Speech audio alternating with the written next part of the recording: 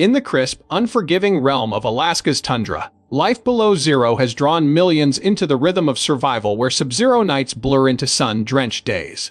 For more than a decade, viewers have watched Sue Aikens, Chip and Agnes Hailstone, Eric Salatan, Andy Bassick, and others carve out a life of self-reliance in some of the planet's most remote outposts. Against a backdrop of drifting glaciers, hunting trails, and frozen lakes, they've built cabins, hunted moose, and shared intimate glimpses of family bonds and personal grit, even in seasons of relentless hardship. Bitter cold, treacherous ice roads, dwindling food stores. This cast has persevered where many would falter. Rumors often swirl about accidents, sudden health crises, or wildlife encounters gone wrong. Yet as 2025 unfolds, not a single principal cast member has succumbed to the merciless elements. No headline has pierced the northern quiet to announce the death of a familiar face.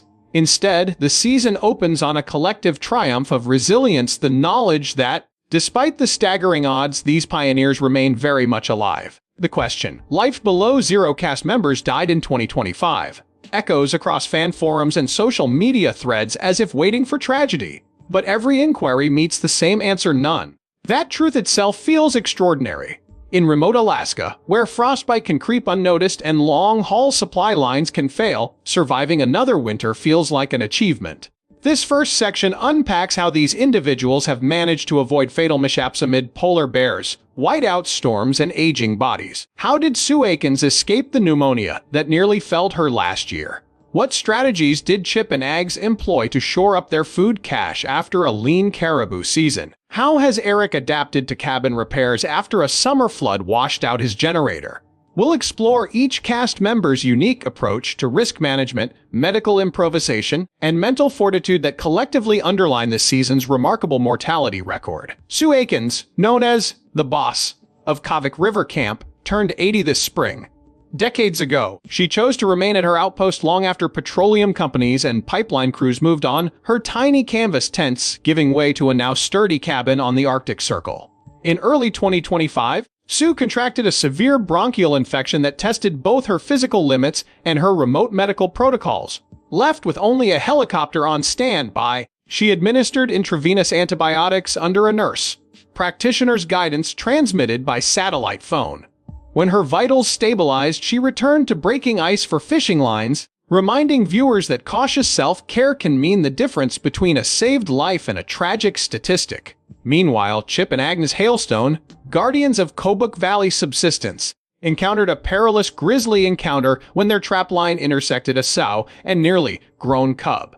Rather than attempting a direct confrontation, Chip used pepper spray and strategic noise deterrence to shepherd the bear away. Tactics learned from a decades-old wildlife conservation seminar. This careful balance of respect for wildlife and assertive defense allowed father and daughter to walk away unscathed. It was a vivid example of emotional intelligence meeting survival instinct, preventing the worst-case scenario and showcasing Alaska's code of coexistence: no game, no food, no hubris, no funeral. Eric Saladan's story in the past season centers on his cabin collapse following one of the region's heaviest snowfalls in years. Forced to scavenge lumber from a decommissioned pipeline station, Eric crafted makeshift rafters and improvised insulation with salvageable old tarps. Rather than risking hypothermia, he rigged a temporary lean-to and relied on communal check-ins via radio with fellow outdoorsmen. His disciplined log-keeping enabled med-evac services to track his signal coordinates during a sudden illness and deliver care in hours instead of days. His experience underscores the advantage of meticulous preparation, digital backups, and a supportive network, even when you live below zero. Andy Bassick, who drives his rescued RV year-round on frozen lakes, hasn't faced fatal mechanical failure comparable to earlier seasons. He instituted a rigorous maintenance schedule in late 2024 after a cracked fuel line left him stranded. By stockpiling spare parts, spark plugs, radiator hoses, and even a secondary fuel pump, he avoided breakdowns during sub-30 GF nights. When a fuel leak triggered a small engine fire last month, Andy's quick application of a Class B fire extinguisher quelled the blaze before it could breach the RV's gas tank. His toolkit and his dedication to redundancy stands as a testament to how proactive risk mitigation can save a life. Across all camps, mental health emerges as a critical lifeline. Cast members share how weekly remote counseling sessions and rotating group check ins help mitigate isolation's heavy toll. While physical dangers grab headlines, psychological strain can prove just as lethal. Chronic sleeplessness, cabin fever, and seasonal affective disorder have driven some Alaskans past the brink. This season, the cast credits guided mindfulness exercises, amateur radio hobby nights, and documentary screenings for sustaining morale. These collective rituals illustrate that survival in Alaska depends as much on emotional endurance as on shotgun shells or fish nets. As this first section closes, the unbroken record of no fatalities among core cast members feels almost miraculous by Northern standards. But it's not magic. It's the product of smart preparation, respect for the landscape, and an evolving culture of mutual support. In the next section, we'll turn our lens to the behind-the-scenes producers, medical consultants, and search and rescue teams whose unseen work underpins each episode. We'll examine how logistics, rapid response protocols, and modern technology have bolstered cast safety, ensuring that life below zero remains a chronicle of enduring spirit rather than tragic endings. Stay tuned as we peel back the layers of cooperation and ingenuity that keep Alaska's toughest residents among the living.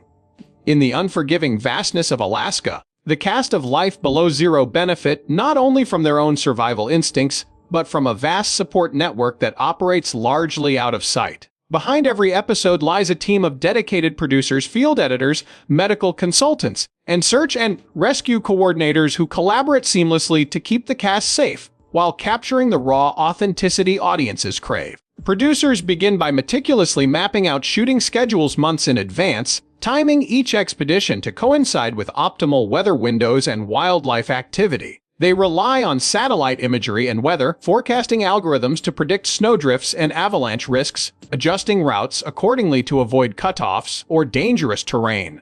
Field scouts survey remote valleys and frozen waterways, identifying potential campsites and emergency helicopter landing zones.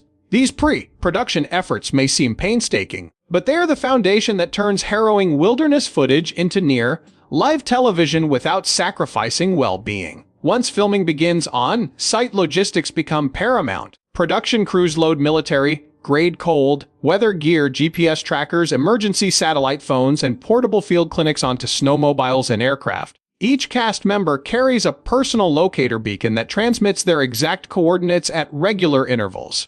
If a signal goes dark, whether due to equipment failure or a drained battery, monitoring stations immediately deploy drones to perform aerial sweeps, scanning for heat signatures against the ice. Complementing these measures, on-call bush pilots stand ready to conduct medical evacuations, deploying specialized skids that can land on uneven snowfields. The pilots, often veterans of Arctic rescue operations, maintain round-the-clock readiness, guided by a control center that monitors both human and environmental variables in real time. Their presence ensures that a simple scrape or a severe exposure case never escalates into tragedy out of reach of civilization. Health support on Life Below Zero is both proactive and reactive. Before each filming season, the cast undergoes comprehensive medical screenings conducted by a team of wilderness medicine specialists. These doctors evaluate cardiovascular fitness, assess bone density for participants facing repetitive falls, and perform blood tests to check for nutritional deficiencies common among subsistence hunters. Nutritionists design meal plans that supply vitamins and electrolytes in powdered form, easy to mix into coffee or porridge, and recommend ultralight calorie bars for emergency rations. During shoots, remote medics accompany the crew, equipped with portable ultrasound units, wound care kits, and freeze-dried antibiotics. These medics train cast and crew in basic self-administered first aid procedures, ensuring minor lacerations or early hypothermia symptoms can be managed until professional support arrives. The ability to intervene swiftly at the first sign of illness or injury has undoubtedly preserved more than one life. Search and rescue operations add a critical layer of protection. Coordinated by Alaska State Troopers and volunteer mountain rescue teams, these units drill constantly in simulated crises. Joint exercises involve hoisting injured actors from crevasse-like snow pits, navigating whiteout scenarios in night vision goggles, and practicing high-altitude extractions from whisper-thin ridges. When cast members venture beyond line of sight, tracking caribou across barren flats or dismantling abandoned cabins, rescue teams shadow them at discreet distances, ready to move at a moment's notice. These maneuvers rely on low-noise engine modifications to avoid startling wildlife and silent parachute jumps if landing areas are too precarious. Though the camera never captures these behind-the-scenes rescues, the knowledge that help is always close at hand empowers the cast to push personal limits without courting fatal risk. Technology continues to revolutionize safety measures. The recent introduction of interactive safety dashboards allows producers, medics, and pilots to monitor cast vitals, heart rate, core temperature, blood oxygen levels in real time. Wearable sensors transmit biometric data via mesh-networked satellites, flagging anomalies that might signal frostbite onset or acute altitude sickness. Data scientists analyze these streams with predictive algorithms, recommending immediate route changes or rest periods before conditions deteriorate. The integration of AI-driven risk scoring helps producers prioritize shoot locations and plan daily routines that balance dramatic potential with practical safety considerations. Ultimately, this digital infrastructure transforms subjective wilderness judgment into a quantifiable, dynamic process that mitigates danger while preserving the rugged spirit that defines life below zero. Behind the technology and protocols, human coordination remains the linchpin. Weekly safety briefings bring cast and crew together in heated tents at base camp, reviewing incident logs and weather updates. Every participant, from the cameraman to the cook, contributes observations, icy patches that caught a snowshoe, unusual wildlife tracks, or unexpected temperature dips. This collective intelligence shapes daily decisions, fostering a culture where vigilance is everyone's responsibility. The result is a series that not only documents survival but exemplifies how meticulous planning, technological innovation, and unwavering teamwork can neutralize the wilderness's deadliest threats. As you watch these frontierspeople navigate extreme conditions, remember a team of professionals stands behind the lens, focusing on endurance, not loss. From sudden whiteout blizzards to surprise run-ins with moose and wolves, the near-death moments that tested life below zero's cast in 2025 reveal how razor-sharp judgment and split-second decision-making keep tragedy at bay. Sue Aikens recounts one frigid night when a sudden wind shift jolted her out of sleep. Her tent walls billowed so fiercely, she barely had time to stagger into her insulated parka before the entire structure collapsed inward. Without hesitation, she packed emergency gear into a waterproof duffel and hiked 2 miles over frozen tundra by headlamp to reach her supply cache. A few minutes' delay would have exposed her to hypothermia, but Sue's discipline and intimate knowledge of her terrain turned what could have been a fatal lapse into a testament of resolve. Over near fatal river crossings, Chip and Agnes Hailstone refined the art of brute patience against avalanches. During spring melt, swollen streams can breach their culvert bridges in minutes. Last April, Ags guided her skiff across a rushing river only to have the current snatch it toward jagged ice floes. As the boat spun, Chip waded thigh-deep and, shouting over the roar, fired flares that drew a film crew's attention. With a makeshift grapple he fashioned from moose antler and paracord, he snagged the vessel's prow and dragged it ashore. Their skis were ruined, but both escaped without injury. A close call that reinforced the importance of improvisation under fire. Eric Salatan faced a chilling standoff with a pack of wolves when a hunting party flushed a den too close to his remote cabin. Unarmed, he raised his arms to appear larger, backing slowly toward the cabin door while sounding a high-pitched whistle he learned from wildlife biologists. The wolves circled, testing his nerve. Only when a distant shot from a fellow trapper echoed through the forest did they scatter. Eric credits his calm posture and wildlife-specific countermeasures for averting a violent clash, proving again that respect and knowledge of animal behavior can avert fatal confrontations. Andy Bassett's most hair-raising incident involved a midnight electrical fire in his RV when a squirrel chewed through wiring under the chassis. Flames licked at fuel lines, and smoke filled the cabin. Trapped by deep snow around the door, Andy used his ski poles to shatter a side window, then deployed a handheld extinguisher from his overhead rack. He escaped seconds before the main propane tank ignited, leaving the shell of his rolling home to burn. That night's adrenaline surge reinforced a lesson he repeats on camera. Assume every component can fail and prepare a staged evacuation routine. A practice that likely saved his life. Behind these visceral episodes are countless psychological aftershocks. Cast members describe recurring dreams of being lost in blizzards or hearing distant howls in their sleep. To guard against mounting anxiety, They rely on mindfulness techniques developed in consultation with wilderness psychologists. Aiken's practices breath counting beneath the aurora borealis to center her mind. The hailstones record voice memos after each near miss, turning trauma into data for future risk analysis. Salatin keeps a gratitude journal noting each sunrise survived. Basak hosts nightly video calls with friends for a grounding human connection. These mental resilience strategies prevent post-incident stress from accumulating into paralysis or fatal mistakes. Community solidarity deepens this mental fortitude. When one cast member faces a perilous event, fellow survivalists dispatch care packages, extra fuel, high-calorie foods, replacement batteries, or handwritten notes of encouragement.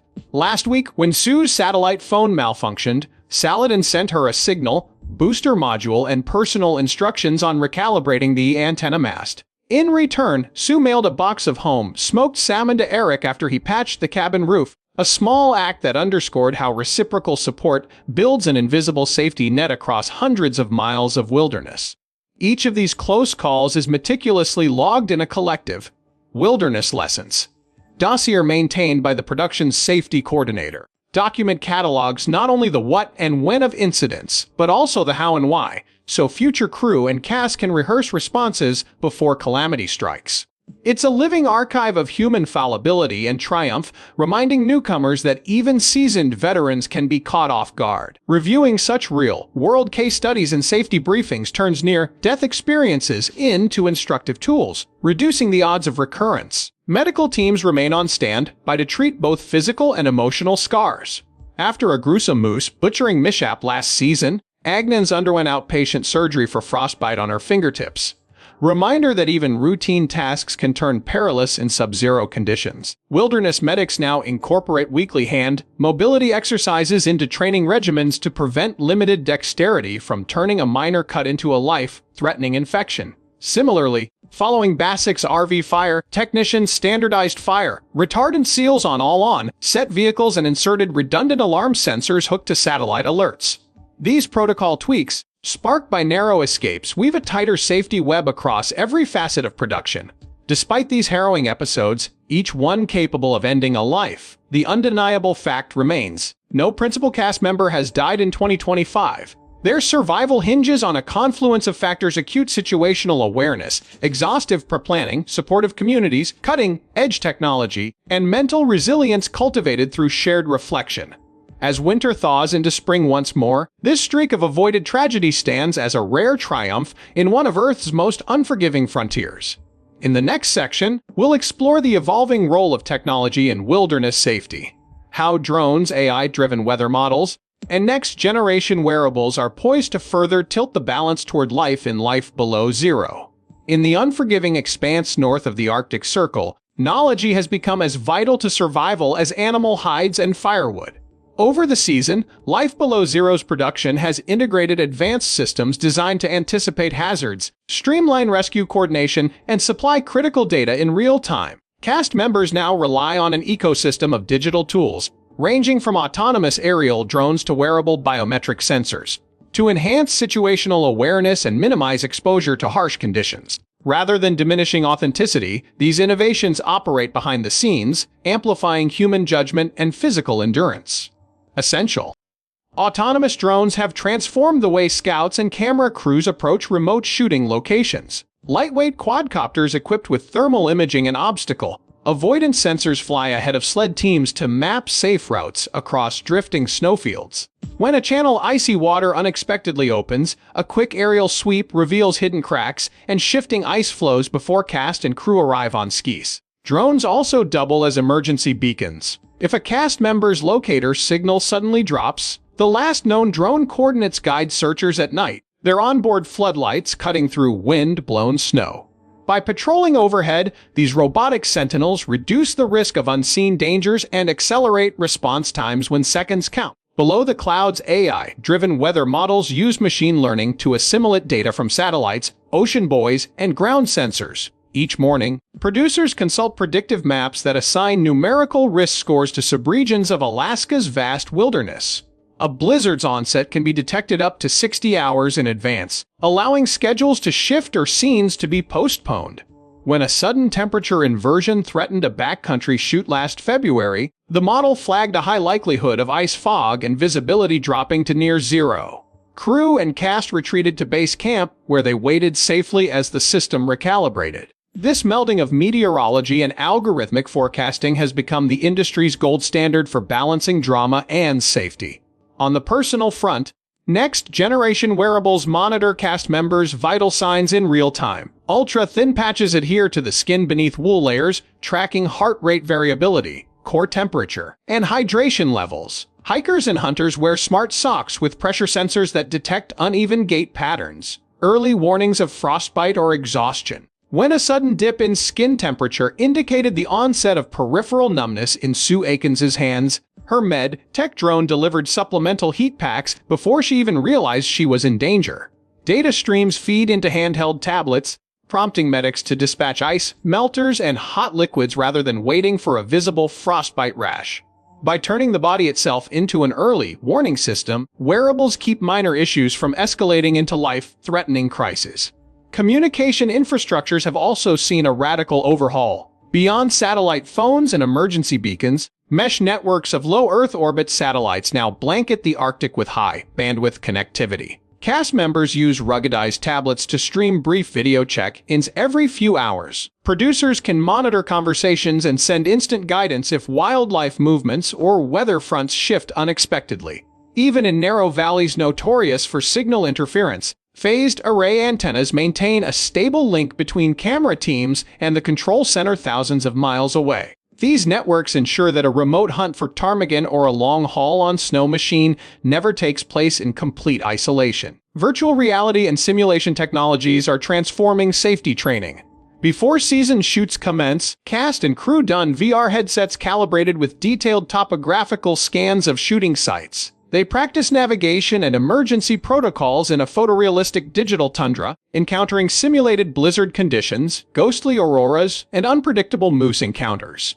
Scenarios range from overturning snowmobiles to locating buried avalanche victims. By rehearsing responses in a no-risk environment, participants internalize critical decision pathways. When these situations arise in real life, their muscle memory and cognitive schemas kick in, reducing panic and enhancing coordination under pressure. Looking further ahead, robotics and exoskeletons promise to augment physical capabilities in extreme environments. Developers are experimenting with powered leg braces that reduce strain when hauling heavy packs across uneven ice. Robotic sled assistants, compact autonomous vehicles guided by cast members, can carry emergency gear, food rations, and medical supplies over long distances. In prototype trials, these sleds climbed moderate inclines, avoiding obstacles detected by onboard LiDAR sensors. As battery technologies improve for cold weather endurance, such robotic partners could shoulder the heaviest loads, freeing human participants to focus on navigation and creative storytelling rather than logistical drudgery. The integration of these technologies has not come without challenges. Equipment malfunctions in extreme cold remain a constant hazard. Drones require specialized lubricants. Batteries lose capacity below 20 GeV, and antennas must be warmed to prevent ice accretion. Med-tech wearables must be ruggedized against moisture and abrasion. Production teams constantly iterate on hardware, swapping components for more reliable iterations in field, testing every innovation under polar conditions. These relentless refinements ensure that the technology amplifies human skill rather than hindering it. A delicate balance between mechanical reliability and natural intuition. As life below zero moves deeper into 2025, the fusion of human resilience with cutting-edge technology continues to rewrite the boundaries of what's possible in the world's coldest frontiers. The combination of real-time data, predictive forecasting, autonomous assistance, and immersive training has created a safety framework that elevates survival strategies without diluting the visceral appeal of wilderness storytelling. In the next section, we'll explore how cast members balance this embrace of innovation with their own traditional knowledge, preserving ancestral skills while adapting to a rapidly changing Arctic landscape. Beyond the roar of drone propellers and the hum of mesh-networked satellites, the Life Below Zero cast remains deeply grounded in the region's ancestral traditions, skills passed down through generations of Alaska Native and frontier families. This season, as producers spotlight advanced wearables and AI risk scoring, viewers also witnessed Chip Hailstone teaching his daughter Agnes to carve moose antler toggles the way her Inupiaq ancestors did hundreds of years ago. With a simple flint blade and steady hand, Agnes learns to fashion sinew loops for snowshoes, ensuring her gear works without reliance on modern glues that can crack in extreme cold. In that moment, tradition and innovation intertwine. She tethers her snowshoes with time-honored technique before strapping on the state-of-the-art biometric sock sensors that monitor foot circulation on long hunts. The combination honors the past while embracing the future. For Sue Aikens, tradition means mastering the art of ice, fishing holes carved not by mechanical augers but by hand-forged iron drills. On a morning when drone scouts confirm ice thickness is safe, she unsheathes her custom steel hand bit, crafted decades ago by her predecessor at Kavik River Camp, and begins turning it with deliberate strength. Nearby, the emergency med-tech drone waits on standby, but Sue insists on hand drilling at least one hole, a ritual that connects her to the land and sharpens her understanding of ice layers. Those same layers become data points for AI-driven forecasts, but the tactile feel of metal biting into ice teaches her subtleties no model can capture. By preserving these tactile rituals, Sue retains an intuitive edge that reinforces all digital planning. Eric Salatin's northern discipline extends to preserving harvests using both solar dehydrators and ancient smokehouses. Last season, after a caribou hunt yielded larger catches than usual, Eric set up a solar dehydrator, its black tarp roof harnessing the midnight sun's rays to cure strips of meat. He also tended to his traditional smoker, built from driftwood and copper sheeting, feeding slow smoke to racks of fish for days. When unpredictable cloud cover interrupted solar drying, the smoker ensured his stores never spoiled. These parallel processes, high-tech dehydration backed by low-tech smoking, illustrate how hybrid workflows safeguard food security in an environment where every meal can mean survival. Andy Bassick, whose RV serves as both home and laboratory, continues to lean on homemade remedies for common wilderness ailments.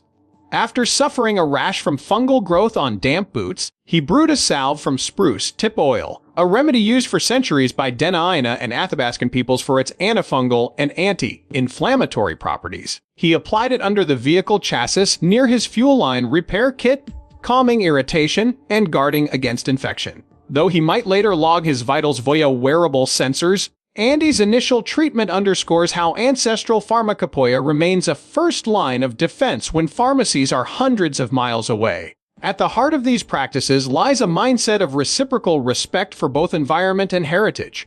The cast maintains regular communication with local tribal elders, consulting them on shifting animal migration routes as permafrost thaws reshape riverbanks and tundra vegetation. When polar bears linger closer to shorelines during unseasonably warm winters, Chip and Agnes enlist elder hunters to share traditional deterrent tactics, firebrand stakes and seal oil deterrent lines that complement modern bear spray protocols. Combination deterrs curious predators without relying solely on aerosol canisters, which can freeze or degrade in sub-zero temperatures. Season 2025 also highlights the role of youth apprenticeship in sustaining traditional knowledge. Eric mentors a group of teenage subsistence hunters, teaching them to track hare footprints in drifting snow as AI-driven wildlife models process remote camera footage. These youth map both physical tracks and drone-collected imagery, overlaying ancestral signs with geotagged digital layers. In doing so, they become fluent in two languages of survival: the oral traditions inscribed on the land and the data-driven insights captured by modern sensors. Producers emphasize these cultural sequences intentionally, weaving them into episode arcs that balance high-tech safety showcases with the quieter wisdom of generations. Production designer Isabella Carrillo, herself part allow, curates filming sequences to capture smokehouse rituals at dawn and hand-stitched parka linings at dusk, moments when artificial lighting gives way to lantern glow. Crew members learn these techniques firsthand, participating in tanning workshops where they scrape and stretch moose hides in weekly safety briefings. This reciprocal learning builds empathy and preserves practices that risk fading from memory. The cast also adapts traditional ceremonies to celebrate milestones without impinging on modern biosafety protocols.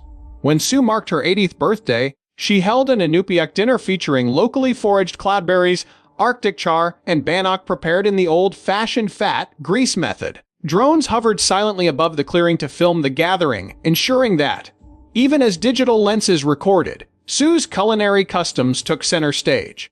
The meal became a literal and symbolic feast of heritage, grounding celebration in community connections while highlighting the value of local ecosystems.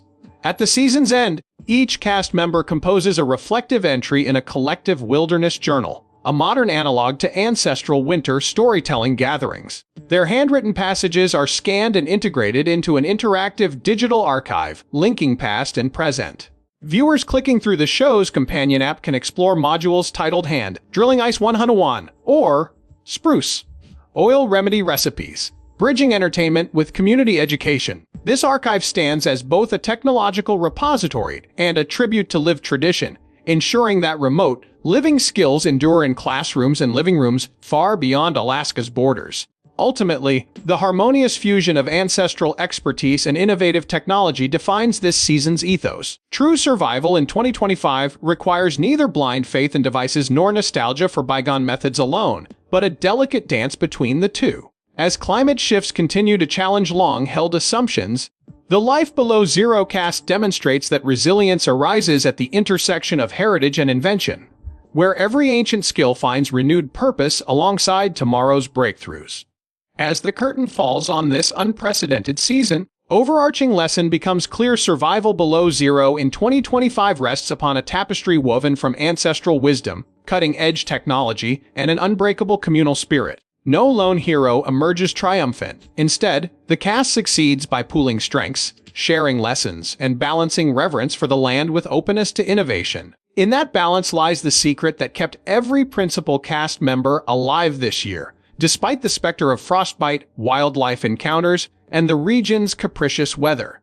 Their collective story goes beyond individual bravery. It showcases how collaboration between tradition keepers and technologists can erect a safety net vast enough to span Alaska's freezing frontiers.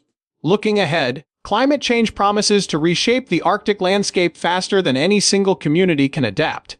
Thawing permafrost, shifting animal migratory routes, and more frequent extreme weather events will test the cast's hard-won strategies. Yet the resilience forged in this season's trials offers a blueprint for coping with growing uncertainty. By preserving generational knowledge, hand-drilling ice holes, crafting natural remedies, deterring predators with ancestral methods, and simultaneously refining drones, AI forecasts, wearable monitors, and virtual reality training, Life Below Zero's protagonists embody a hybrid model of Arctic stewardship. Their journey suggests that the coming decades will demand ever greater agility, a willingness to honor the past, adopt new tools, and strengthen community ties across hundreds of remote miles. Producers, too, will likely recalibrate behind-the-scenes protocols.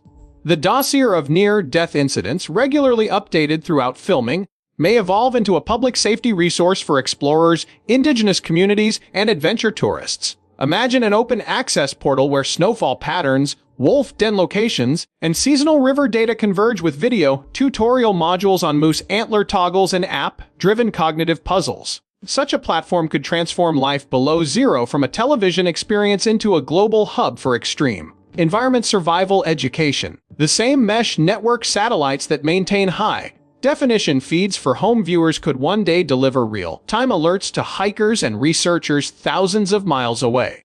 Equally likely is deeper collaboration with scientific and indigenous institutions. Joint research programs could spin off from Chip and Ags's engagement with local tribal elders, pairing geologists, ecologists, and data scientists with traditional hunters to document thawing permafrost impacts. Sue's suspended ice fishing protocols, now refined by AI ice thickness models, could inform municipal planning in other Arctic regions. Meanwhile, Eric's hybrid food preservation workflows offer a test case for sustainable rural living in a warming world.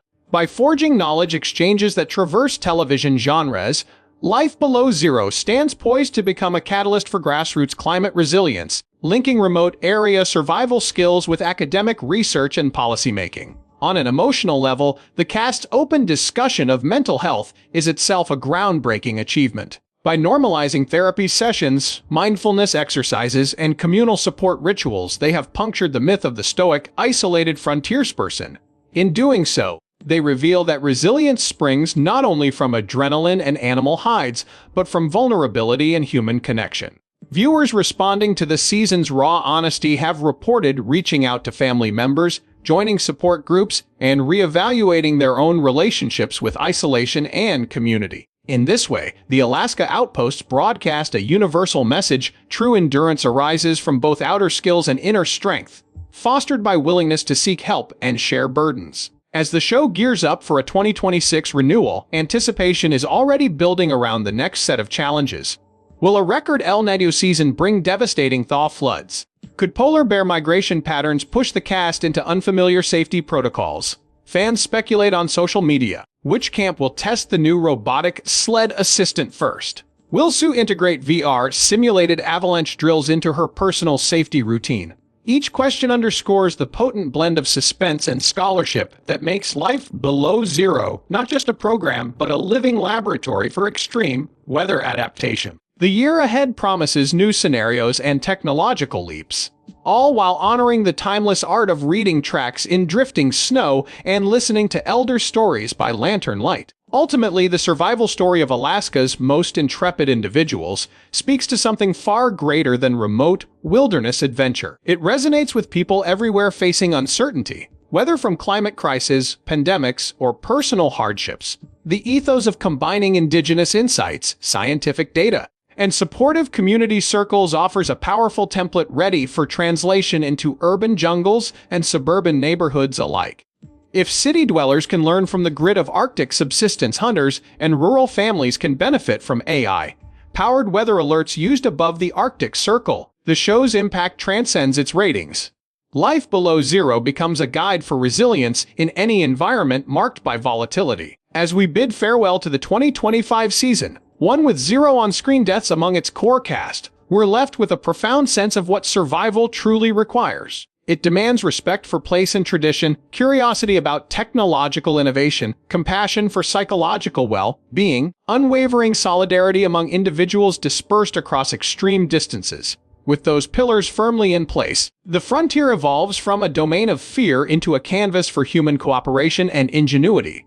And as the next winter approaches, viewers can tune in with confidence. The heroes of Life Below Zero have once again turned the deadly odds in their favor, offering an enduring testament that, even below zero, life flourishes when wisdom and invention join forces.